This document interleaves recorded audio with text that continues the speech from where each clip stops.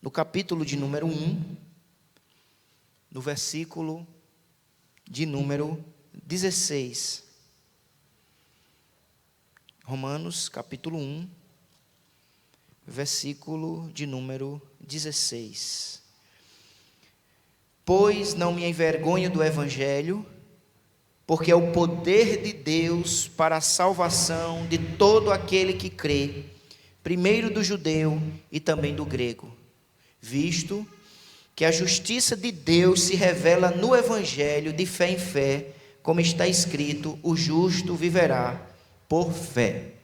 Amém e amém. Vamos orar mais uma vez. Senhor, graças te damos, porque temos o privilégio de possuirmos a Bíblia, a tua palavra revelada para nós. Que o teu Santo Espírito ilumine a nossa mente, Senhor. Nos dê compreensão da tua palavra. Ensina-nos, edifica-nos, capacita-nos, ó Deus, a compreender, a crer na tua palavra. Suplicamos o teu socorro, o teu auxílio, em nome de Jesus.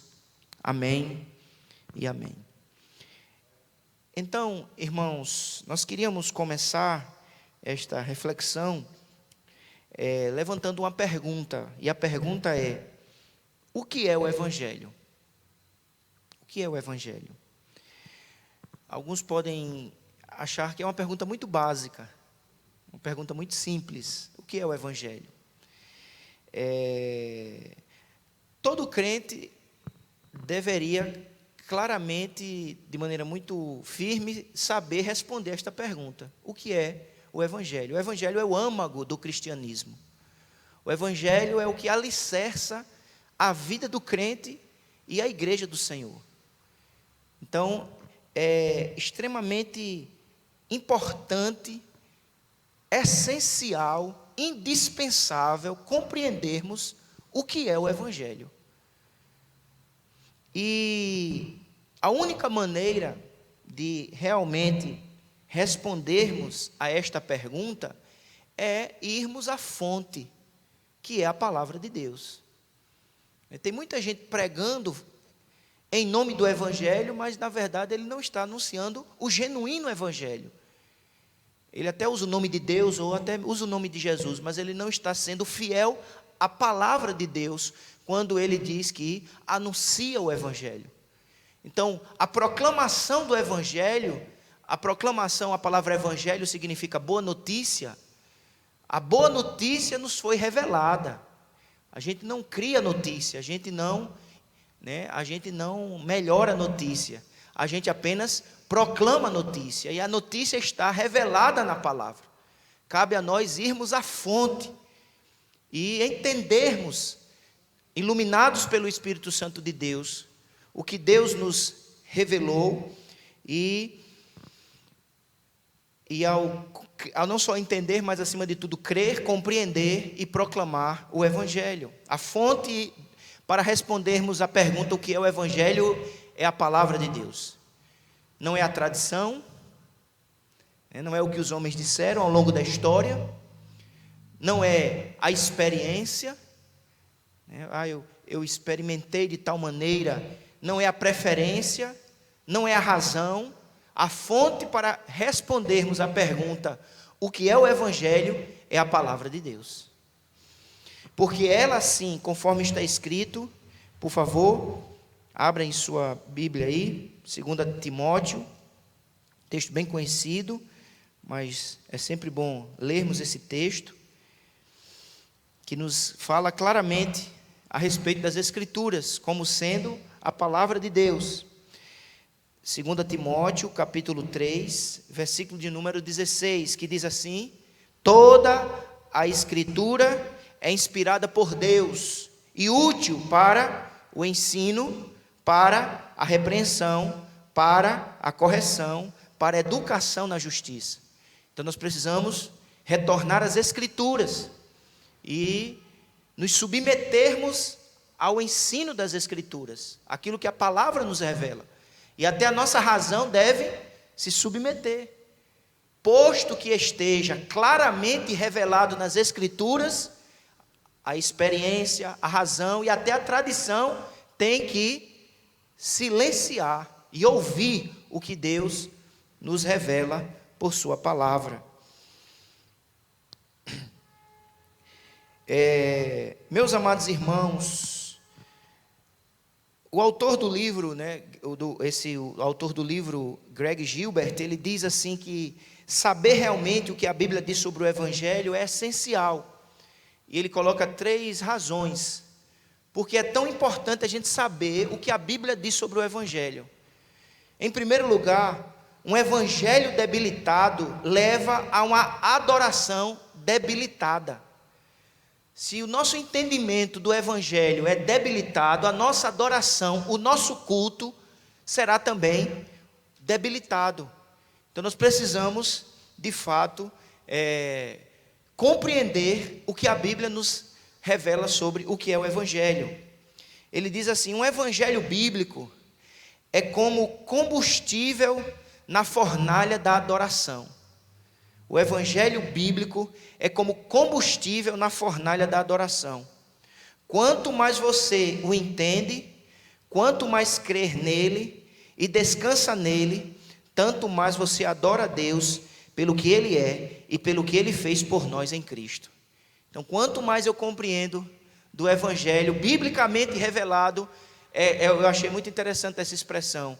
O Evangelho bíblico é como combustível na fornalha da adoração. Então, quanto mais entendimento, quanto mais confiança no Evangelho bíblico, mais louvor, mais adoração. Ele, em segundo lugar, afirma que saber realmente o que a Bíblia diz sobre o Evangelho, ou melhor, o entendimento correto do que é o Evangelho me dará profunda confiança para anunciar a outros. Ou seja, eu só terei confiança para anunciar a outros se eu tiver um entendimento bíblico bem fundamentado, correto. O entendimento correto do que é o Evangelho me dará profunda confiança para anunciar a outros. Eu só anunciarei com confiança a outros se de fato eu estiver com um entendimento bem fundamentado, com um correto entendimento. Então, não haverá um anúncio seguro se não houver um entendimento bíblico do Evangelho.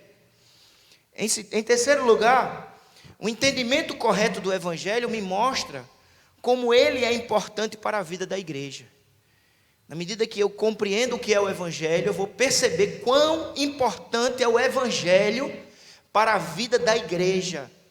O Evangelho é importante para a vida da igreja, irmãos, porque a igreja, ela prega o Evangelho, a igreja ora o Evangelho, a igreja canta o Evangelho, a igreja ensina o Evangelho, a igreja proclama o Evangelho. Então o Evangelho não é uma coisa secundária na vida da igreja, não é uma coisa, não é um apêndice. O Evangelho é extremamente importante. E na medida que eu percebo a importância do Evangelho na Bíblia, eu percebo também o quão é importante o Evangelho na vida do crente, na família do crente e na igreja do Senhor aqui na terra. Então, nós precisamos preservar o Evangelho como ele se revela nas Escrituras. E aí, vamos então procurar compreender o que a Bíblia nos diz sobre o que é o Evangelho. É um dos livros, há vários trechos da Bíblia, mas o primeiro que eu gostaria de ler com os irmãos é o texto que se encontra em Romanos. O apóstolo Paulo, ele escreve a carta aos Romanos para apresentar àquela igreja a vida dele, o ministério dele e a mensagem que ele proclamava. Portanto, o livro de Romanos é a explicação que Paulo dá à igreja que está em Roma da mensagem que ele proclama. O que Paulo proclamou? Paulo proclamou o Evangelho. E então ele escreve a carta aos Romanos para mostrar que mensagem ele proclamava, que mensagem ele anunciava. E é isso que ele começa já a carta, no versículo de número 1, depois de apresentar-se, né? Capítulo 1, verso de 1 a 7, depois de apresentar-se àquela igreja, ele já começa a entrar no assunto do Evangelho, no tema da carta, que é o Evangelho, conforme nós lemos no 1,16. Porque, pois não me envergonho do Evangelho. Ele já começa dizendo que não se envergonha do Evangelho, ele crê no Evangelho, ele proclama o Evangelho. Mas a pergunta é, o que é o Evangelho? Que Evangelho era esse? Que notícia era essa? Que proclamação é esta que Paulo não se envergonhava? Pelo contrário, ele tinha alegria, ele tinha orgulho de proclamar esse Evangelho. O que é o Evangelho que a igreja proclama, que os apóstolos proclamaram e que nós precisamos continuar proclamando até a volta de Cristo?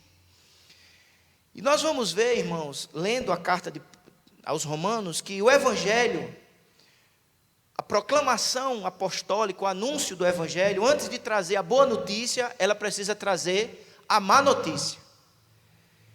E é exatamente isso que o apóstolo Paulo faz na sua carta aos Romanos. Porque Evangelho significa boa notícia. Mas antes de trazer a boa notícia, Paulo trouxe a má notícia.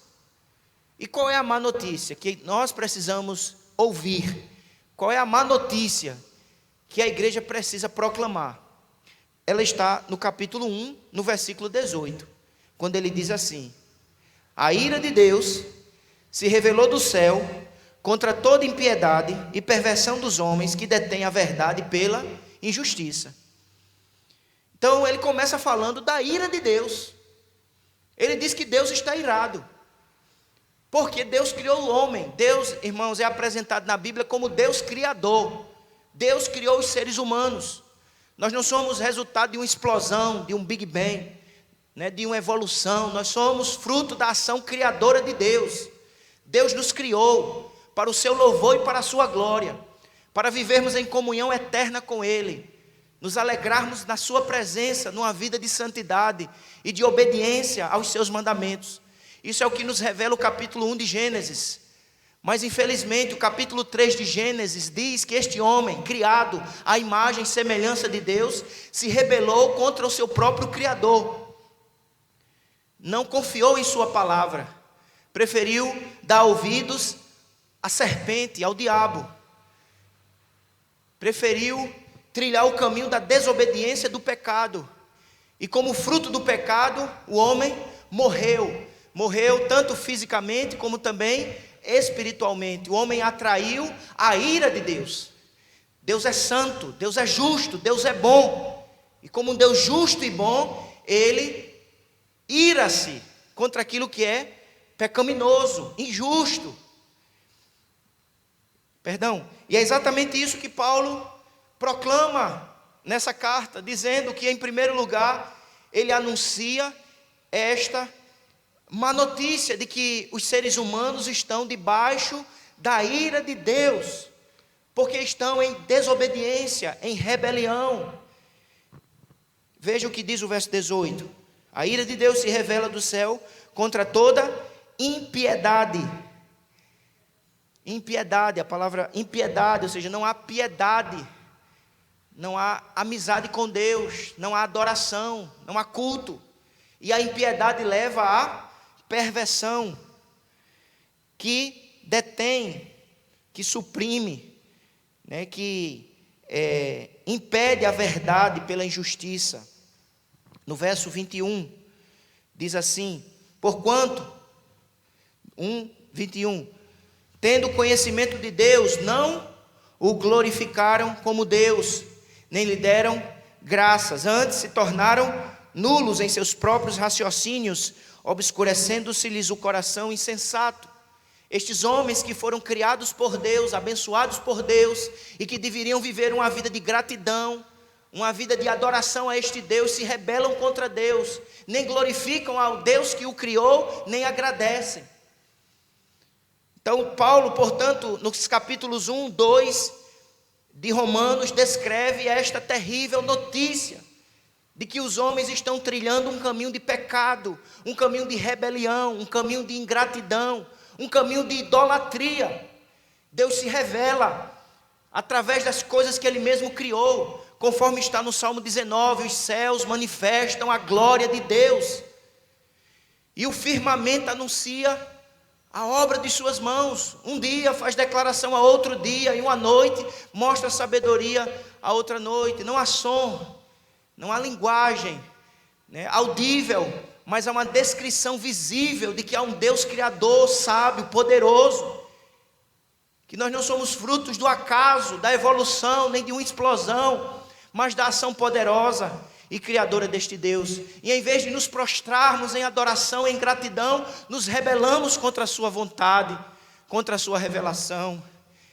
Não glorificamos, nem agradecemos.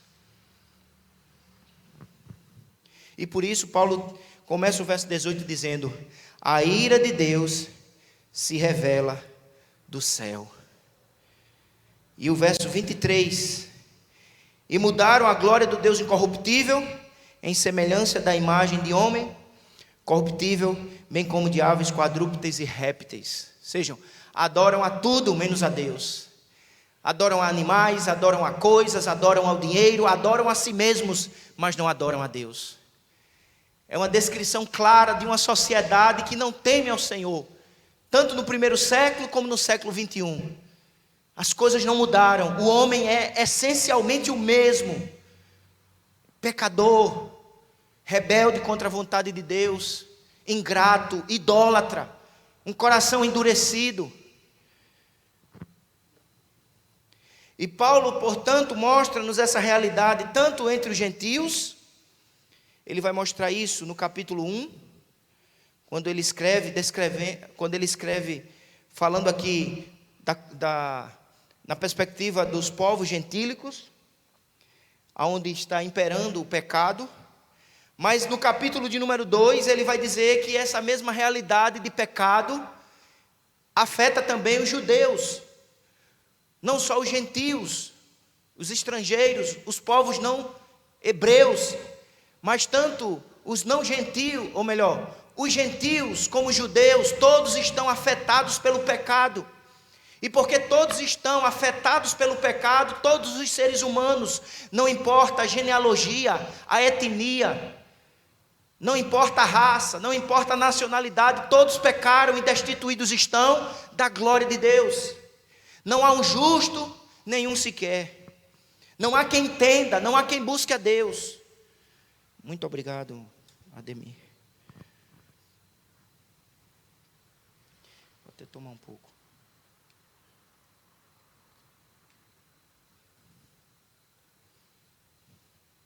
Então o apóstolo Paulo começa a sua carta anunciando esta mensagem da ira de Deus, capítulo 1.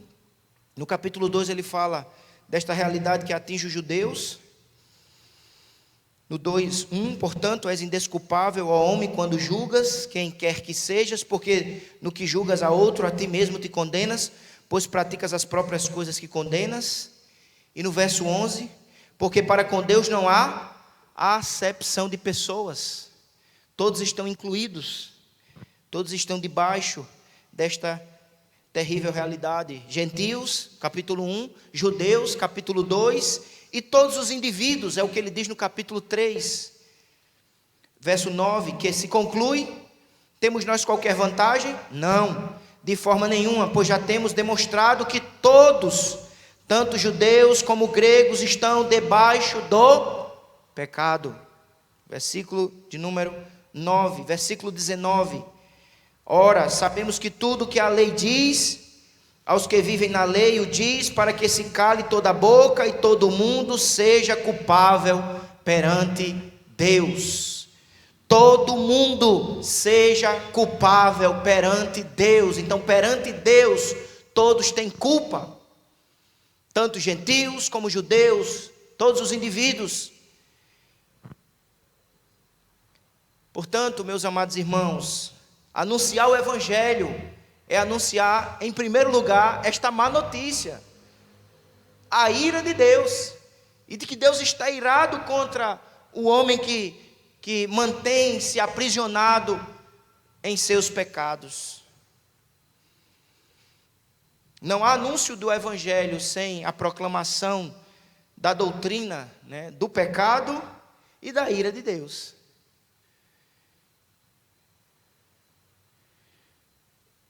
O que é o Evangelho? É anunciarmos que Deus criou o homem para o seu louvor e para a sua glória. Mas o homem pecou contra este Deus Criador. E este homem está agora debaixo da ira de Deus. Mas Paulo não apenas apresenta má notícia, porque o Evangelho não é apenas má notícia. O Evangelho significa boa notícia. Mas para que anunciemos de maneira adequada a boa notícia, é preciso compreendermos essa má notícia.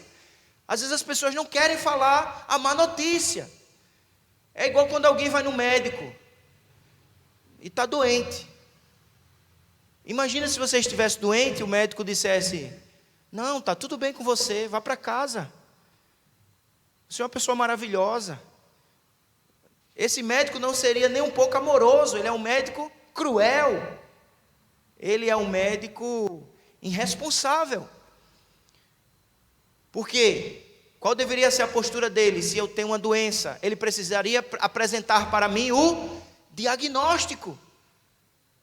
Realmente falar da doença, da gravidade, da dificuldade. Essa é a má notícia. Mas, em segundo lugar, ele diria, apesar dessa má notícia, há um tratamento, há um medicamento eficaz. E que se você se submeter a este tratamento, esse medicamento, você vai ficar curado.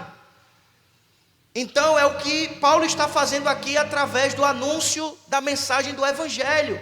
Primeiro ele apresenta o diagnóstico, a situação difícil. Ele diz: há um Deus, e este Deus é criador, Ele é santo, e há seres humanos que se distanciaram deste Deus, desobedeceram, pecaram, e este Deus está sobre esta humanidade irado. Mas em segundo lugar, no capítulo 3, a partir do versículo 20, Paulo então começa a apresentar a boa notícia. E qual é a boa notícia? Vamos ler, versículo de número 20. Visto que ninguém será justificado diante dele por obras da lei, em razão de que pela lei vem o pleno conhecimento do pecado. A palavra justificar é declarar justo, é salvar, é ser liberto do pecado e da condenação. Então Paulo está dizendo que o homem, nesse estado de queda, debaixo da ira de Deus, ele não é salvo por méritos, ele não é salvo por obras da lei, ou seja, ele não é salvo pela obediência à lei. Nós não somos salvos pela obediência à lei. E então como é que nós somos salvos? Versículo 21, Romanos 3, 21. Mas agora, sem lei, se manifestou a justiça de Deus, testemunhada pela lei e pelos profetas. Paulo começa a dizer que Deus providenciou justiça para mim.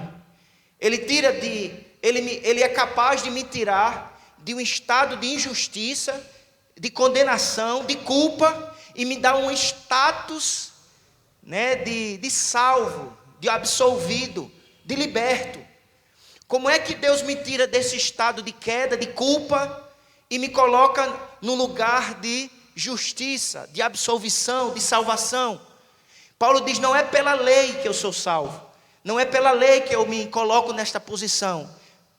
E é por que então? Verso 22, a justiça de Deus, mediante a fé em Jesus Cristo, para todos e sobre todos os que creem, porque não há distinção. Lembram que ele disse que não há distinção para a culpa, porque todos pecaram e destituídos estão da glória de Deus, e não há distinção, ou seja, tanto gentios, tanto gregos como judeus, todos eles são salvos, justificados e libertos da ira vindoura, única e exclusivamente através de Jesus Cristo. Então, o que é a boa notícia? A boa notícia é que, através de Jesus Cristo, nós somos salvos. Através e somente através de Jesus Cristo, nós somos libertos, salvos da ira de Deus, desse estado de culpa e de queda. Mas agora, sem lei, se manifestou a justiça. Verso 22, a justiça de Deus, mediante a fé em Jesus Cristo. Verso 23, pois todos pecaram e carecem da glória de Deus. Verso 24: sendo justificados gratuitamente por sua graça. Então Paulo está dizendo que nós somos justificados, ou seja, nós somos declarados justos, absolvidos, salvos, gratuitamente por sua graça, mediante a redenção que há em Cristo Jesus. Esta é a boa notícia. Eu não sou salvo pelas minhas práticas, pelas obras da lei. Eu sou salvo mediante, é muito claro o versículo 24, gratuitamente por sua graça, mediante a redenção que há em Cristo Jesus. O que é o Evangelho? O Evangelho é a proclamação de que em Jesus Cristo há redenção. O que é redimir? É libertar através de pagamento, de resgate. A ideia é que nós estamos escravizados ao pecado. É como se o pecado fosse um senhor que nos escravizasse. Mas Jesus veio e pagou o preço. Ou seja, eu não paguei nada, mas Ele, Jesus Cristo, pagou um alto preço. E através do preço pago, preço de sangue derramado na cruz do Calvário, o seu sangue derramado na cruz garante a minha redenção, a minha libertação. Esta é a boa notícia. A má notícia é, eu estou escravizado pelo pecado.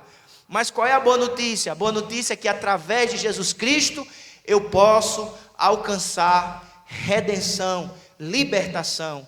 Ele tem o preço que me liberta, e o preço é a sua morte na cruz do Calvário. Esse capítulo, na verdade, todo este capítulo, especialmente este parágrafo, explica de maneira muito clara o que é o Evangelho.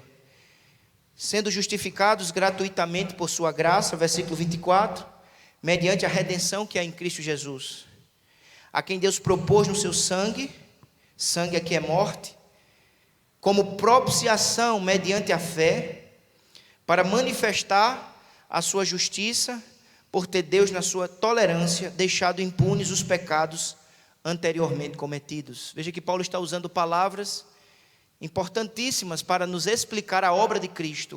O que Jesus fez? Em primeiro lugar, Ele nos justifica, Ele nos salva, e Ele nos salva através da sua redenção, pagando um preço, mas Ele nos salva através da sua propiciação, é outra palavra que Ele usa, no versículo 25, a palavra propiciar. O que é propiciar? Propiciar é livrar da ira. Ou seja, nós pecamos, e porque pecamos, a ira de Deus está sobre nós, mas essa ira é propiciada, ela é desviada, e ela é desviada para Cristo na cruz.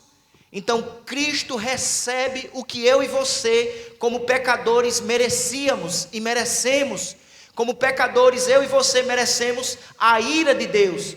Por isso que Paulo escreve em Romanos 1,18, a ira de Deus se manifesta sobre toda a humanidade, porque todos pecaram. Em vez de eu e você recebermos a ira de Deus, Jesus se torna a nossa propiciação. Ele recebe a ira, e a ira nele é executada na cruz. Por isso que ele grita na cruz, Deus meu, por que me desamparaste? Ele recebe o abandono do Pai. Ele recebe a ira de Deus, para que eu e você pudéssemos ser livres da ira e pudéssemos dizer, conforme está escrito em Romanos 8, Deus abençoe, versículo 1, quem está nenhuma condenação há para os que estão em Cristo Jesus. Agora, pois, já nenhuma condenação há para os que estão em Cristo Jesus. E por que não há condenação? Porque Jesus tornou-se a nossa redenção e propiciação. E assim, na cruz, Jesus está manifestando a justiça de Deus, porque a conta está sendo paga, mas Ele está manifestando também o amor de Deus, porque Ele mesmo está nos reconciliando consigo, através do seu Filho Jesus. O Evangelho proclama Jesus Cristo como nosso Redentor, propiciador, como nosso Salvador completo. Observemos, irmãos, que ele continua no versículo 26, dizendo assim: tendo em vista a manifestação da sua justiça no tempo presente, para ele mesmo ser justo e o justificador daquele que tem fé em Jesus. O que motivou Deus a agir dessa maneira? O versículo 24 diz: a sua graça, sendo justificados gratuitamente por sua graça. O que motivou Deus a agir em nosso favor? A sua graça. Nada tínhamos, não havia nada em nossas mãos que pudesse atraí-lo. Nós estávamos em rebelião, em impiedade. O que motivou Deus a agir em nosso favor? A Bíblia responde: a graça de Deus. E graça é favor imerecido, é agir com benignidade sobre quem não merece. A motivação da nossa salvação é a graça de Deus. O fundamento, a base da nossa salvação é a obra de Cristo. A nossa salvação não é baseada em nossos méritos, em nossos feitos, em nossas obras. A nossa salvação tem como fundamento, como alicerce Cristo, e somente Cristo, que garante salvação, redenção, libertação, livramento da ira e da condenação eterna. O fundamento da salvação é Cristo. A motivação é a graça e o meio é a fé. Por isso que esses três elementos estão presentes nesse parágrafo: Cristo a base, a graça a motivação e o meio a fé. E ele fala muito sobre a fé nesse parágrafo, a partir do versículo 26. O final do versículo diz: daquele que tem fé em Jesus. Ora, verso 27. Onde, pois, a jactância foi de toda excluída, porque lei das obras não, pelo contrário, pela lei da fé. Concluímos, pois, que o homem é justificado pela fé, independente das obras da lei. Ou seja, eu sou salvo pela graça de Deus em Cristo Jesus, por meio da fé.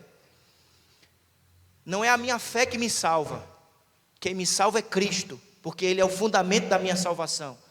Mas o meio que eu desfruto desta bênção é a fé, por meio da fé. A fé é o meio, a fé, como disse os reformadores, não sei exatamente quem falou isso, ou Lutero ou Calvino, ele compara a fé às mãos que se estendem, às mãos vazias que se estendem para receber o presente. O presente é a salvação, é o livramento. As nossas mãos estão vazias, nada temos em nossas mãos. O que na verdade temos é pecado, é sujeira. Mas Ele por misericórdia nos lava, nos limpa e nos dá salvação real e verdadeira. Um pregador americano chamado R.C. Sproul, ele compara a fé. Acho que eu já falei isso aqui em outro momento, mas eu gosto dessa ilustração. Ele compara a fé a um canudo. E ele diz que a ideia da salvação é como se o indivíduo estivesse extremamente doente e alguém chegasse com um remédio. Primeiro, ele tem que ser convencido de que está extremamente doente, é a má notícia. Segundo, alguém chega com um remédio, um líquido, e diz: olha, você, para ficar bom, você precisa tomar esse remédio. Mas aquele indivíduo está tão fraco que não consegue tomar. Aí alguém chega e traz um canudo. Aí através do canudo ele ingere aquele medicamento, aquele remédio, e imediatamente ele fica saudável, ele fica forte, ele fica bom. E aí ele sai para proclamar. Não, ele não fala nada do canudo, ele fala tudo sobre o remédio que tomou. A fé é como o canudo. Quem me salvou, quem me sarou foi Jesus Cristo. O seu sangue me purificou, o seu Espírito me regenerou por meio da fé. E a própria fé, irmãos, é uma dádiva de Deus, como está escrito em Efésios 2. Pela graça sois salvos por meio da fé. Isto não vem de vós, é dom de Deus, não vem das obras, para que ninguém se glorie. Nem o exercício da fé é uma obra humana. O exercício da fé é uma graça divina. Se eu creio, é porque a graça de Deus me alcançou, me habilitou para a fé. Porque sem a ação do Espírito Santo de Deus na vida de um ser humano, ele morre na incredulidade, ele morre na dureza de coração. Porque o pecado endureceu o nosso coração de tal maneira que nós não nos voltaremos para o Senhor se o Senhor não tomar a iniciativa de abrir o nosso coração, de transformar a nossa vida. Então, irmãos, essa é a mensagem do Evangelho. É Cristo Jesus, é a graça de Deus, é a fé como graça, É isso que proclamamos, é isso que o Espírito Santo de Deus tem compromisso de usar para salvar vidas. O Evangelho não é carro novo, não é roupa nova. O Evangelho não é saúde completa e total. Porque mesmo enfermo no corpo, quem tem Jesus de verdade, tem libertação da condenação. É herdeiro dos céus. Claro que Jesus pode nos abençoar materialmente, nos dá saúde física, nos dá melhorias materiais. Mas o Evangelho, acima de tudo, é Jesus Cristo, nosso Redentor, aquele que perdoa os nossos pecados, transforma a nossa vida e nos reconcilia com os céus. Não por méritos, não por obras, não por aquilo que fazemos ou faremos, ou fizemos ou faremos, é única e exclusivamente pela graça de Deus, pelo sangue de Jesus, por meio da fé. Paulo, então, meus irmãos, está respondendo 4 importantes perguntas à luz desses 3 capítulos de Romanos. A primeira, quem nos fez e diante de quem somos responsáveis? Paulo está respondendo 4 perguntas. 4 perguntas nesses 3 capítulos.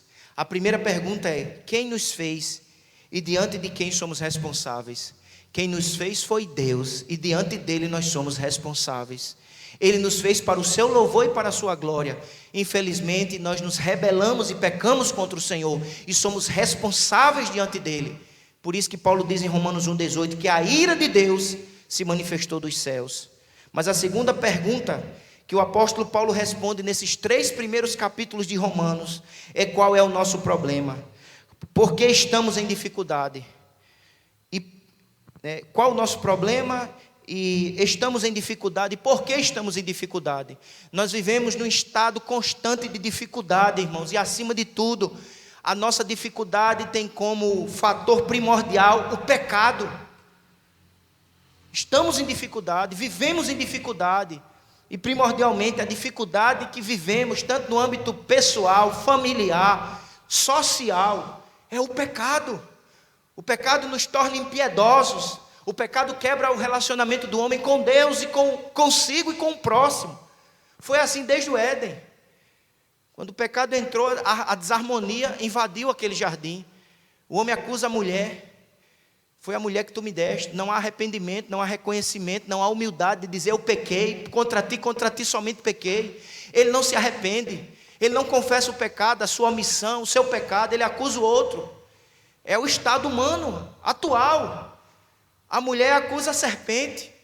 Ninguém assume a sua culpa, ninguém se quebranta, ninguém se volta para o Senhor.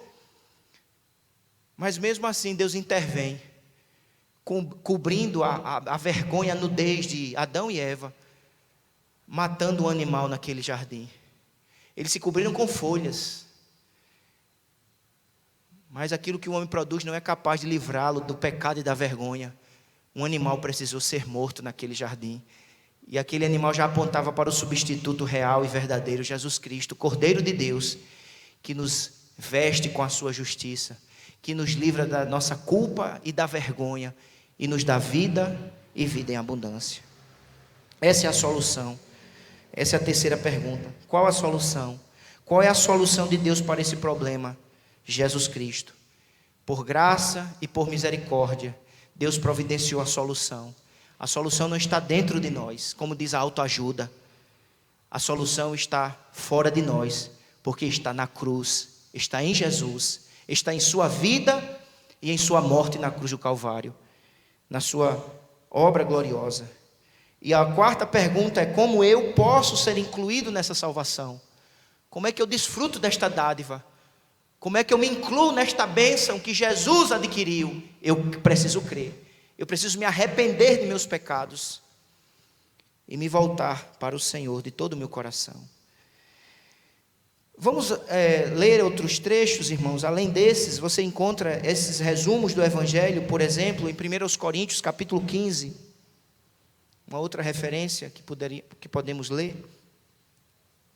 Onde Paulo, mais uma vez, não só em Romanos, mas em Coríntios,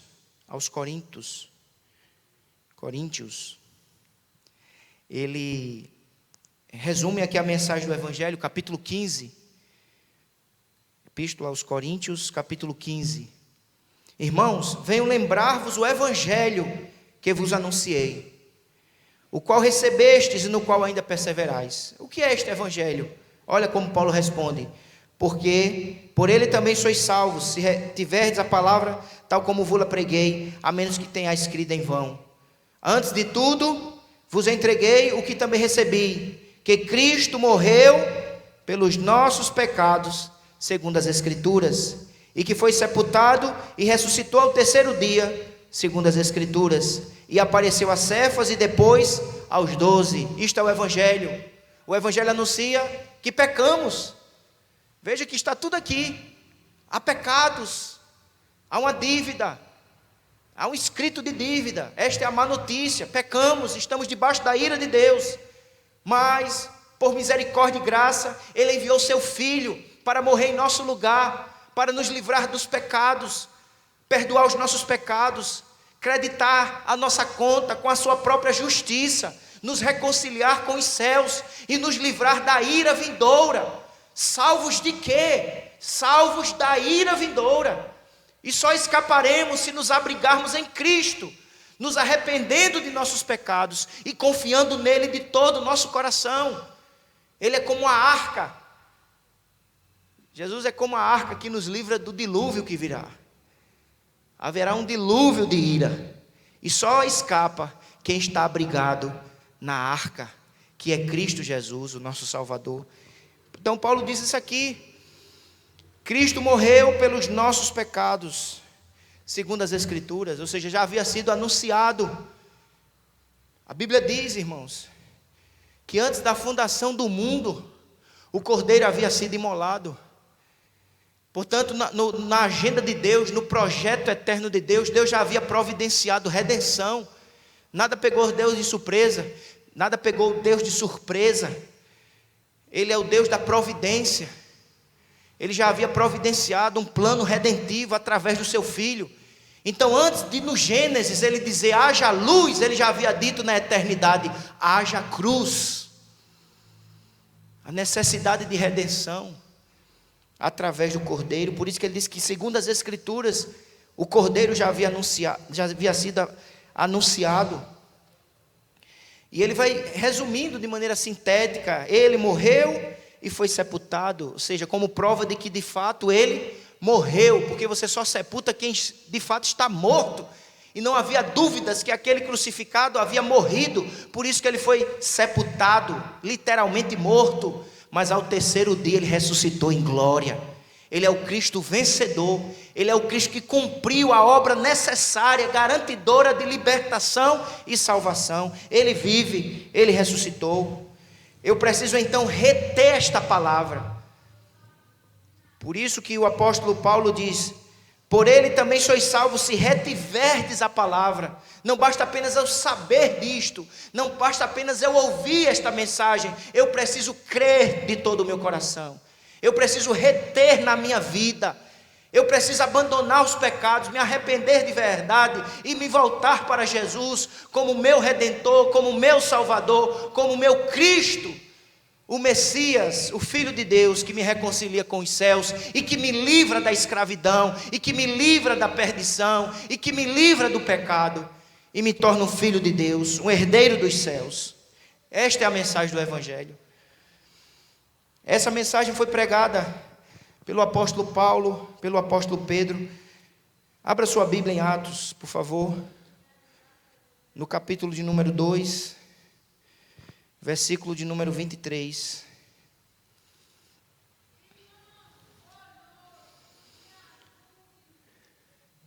Sendo este entregue pelo determinado desígnio e presciência de Deus, vós o matastes, crucificando por mãos de iníquos.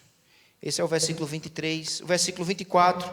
Ao qual, porém, Deus ressuscitou, rompendo os grilhões da morte, porquanto não era possível fosse ele retido por ela. Versículo 28, 38.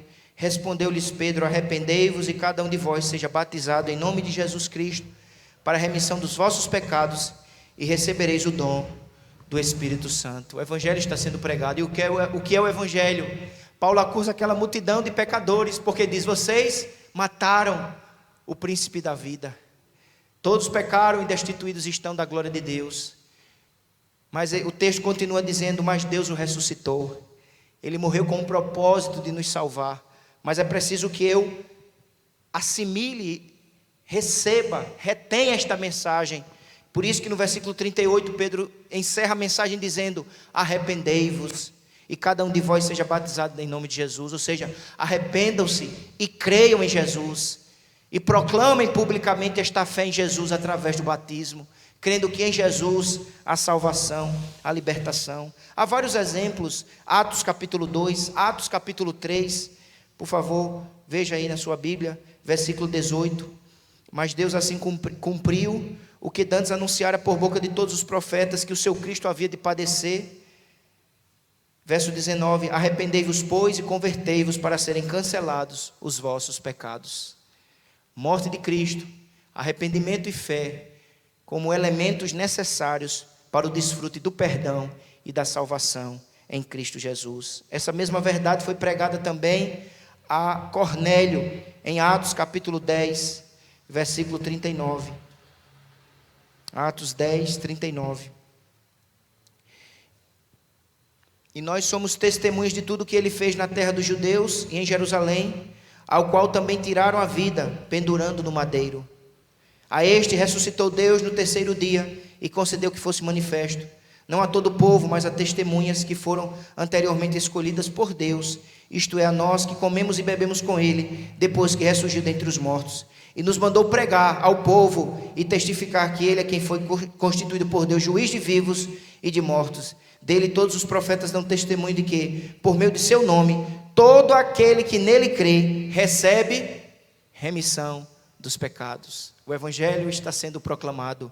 Jesus Cristo, que paga o preço através de sua morte na cruz do Calvário, para garantir salvação, perdão, reconciliação sobre a vida de todo aquele que verdadeiramente se arrepende de seus pecados e crê em Jesus Cristo de todo o coração. Essa é a mensagem do Evangelho. Irmãos, esta mensagem precisa ser perseverantemente proclamada. A igreja precisa continuar pregando o Evangelho, cantando o Evangelho, orando o Evangelho, ensinando o Evangelho, anunciando o Evangelho, porque é o Evangelho que o Espírito Santo de Deus usa para converter vidas, para libertar pecadores. Às vezes você vai num culto, fala-se de tudo, fala-se de curas, de milagres, de prosperidade, mas não fala-se do Evangelho. E o que Paulo diz é que só o Evangelho é poder de Deus. É essa mensagem, irmãos, que anuncia Jesus Cristo como o único e suficiente Salvador sobre a vida de homens caídos, escravizados ao pecado, mas que tem esperança única e exclusivamente em Jesus Cristo, o Filho de Deus. Que Deus nos ajude a nos mantermos firmes no Evangelho. Que Deus alegre o nosso coração no Evangelho, na boa notícia. Esta é a maior bênção. Esta é a grande riqueza que temos. É o Evangelho. É saber que através de Jesus nós nos tornamos herdeiros dos céus. Nós não estamos reconciliados com Deus. Somos vivos. Temos vida e vida em abundância. Mas não esquecemos que primeiro, antes da boa notícia, existe a má notícia. Todos pecaram e destituídos estão da glória de Deus. Mas há uma boa notícia. E esta notícia é resumida em João 3,16. Vamos recitar juntos? Porque Deus amou o mundo de tal maneira que deu o seu Filho unigênito, para que todo aquele que nele crê não pereça, mas tenha a vida eterna. Vamos ficar de pé e vamos orar. Pai, somos gratos a Ti por Tua palavra. Tua palavra que nos esclarece, que nos ensina, ilumina a nossa mente, Senhor, e aplica no nosso coração a Tua palavra, o entendimento bíblico do que é a mensagem do Evangelho. Que possamos nos apegar a esta palavra, reter cada vez mais e mais na nossa mente e no nosso coração o Evangelho, a Tua palavra, Jesus Cristo, o nosso Salvador. E que possamos, ó Deus, nos apegar ao Evangelho como ele se revela na Tua palavra, que anuncia que temos uma má notícia, mas apesar dessa má notícia, o pecado, nós temos salvação através de Jesus Cristo. que esta palavra continue sendo proclamada fielmente, crida de verdade. Ó Deus, usa a proclamação da Tua palavra para continuar salvando vidas e libertando pessoas. Glorifica o Teu nome. Suplicamos as Tuas bênçãos. Ó Deus, leva-nos em paz para os nossos lares. Dá-nos uma noite ricamente abençoada na Tua presença. Continua nos conduzindo, nos guardando, abençoando os cultos que serão realizados neste final de semana, Senhor. Manifesta a Tua presença em nosso meio. Alegra o nosso coração, edifica a nossa alma, fortalece a Tua igreja na Tua palavra, Senhor. Suplicamos todas estas bênçãos e Te agradecemos, em nome de Jesus. Amém.